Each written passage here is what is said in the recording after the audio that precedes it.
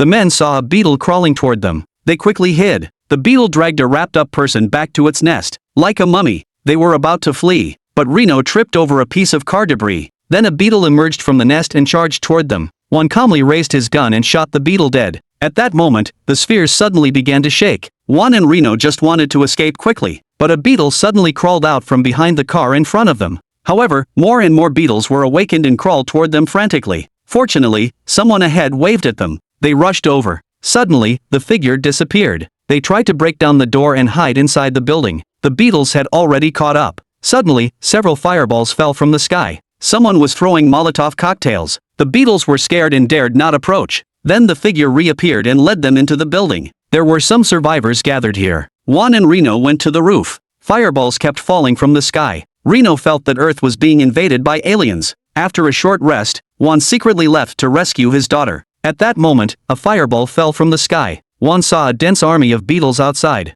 This made him realize that the people inside the building wouldn't be able to hold out much longer. So he returned to the building to warn everyone to evacuate quickly. But as soon as they stepped out of the building, they were all frozen in fear. A beetle was blocking their path, but the beetles seemed to be asleep. The group cautiously continued on their way. They climbed into a bus. Then the car began to shake. It seemed that the beetles had arrived. Everyone rushed toward the tunnel entrance. Juan was still helping a woman, but they didn't have time to evacuate. The beetles had already surrounded the bus. Juan nervously raised his gun and aimed, but then a deafening bell rang outside. The beetles immediately disappeared. Juan looked outside. The beetles were all crawling toward the church building they had just escaped from. It turned out that a nun and a man were ringing the bell. They bought Juan time to escape, and these people also successfully crossed the tunnel. They found a car and drove away. The nun and the man sat by the fire. They had already poured gasoline around them. The beetles crawled into the church. The man and the nun showed no fear. He casually flicked away the cigarette butt in his hand.